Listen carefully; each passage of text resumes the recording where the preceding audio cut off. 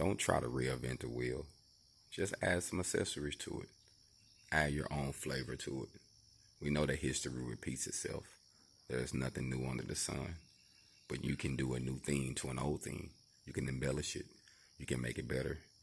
But the wheel is already existing. So my goal is, with Hog On Welding, with my independent welding courses, is to cut out the middleman. People want education. People want change. And they don't want to go through a lot of obstacles to get it. I had a guy inbox me and say, do I have to have a GED to partake in your class if I got the money? No, you don't. I mean, the goal is to cut out the middleman. We know the way society has been ran for years. We know the way the government is set up, the way colleges are set up to put people in debt. I'm creating a way independently to help people get out of debt, build some businesses, start a new life, travel, make investments, have something to pass down. That's my goal.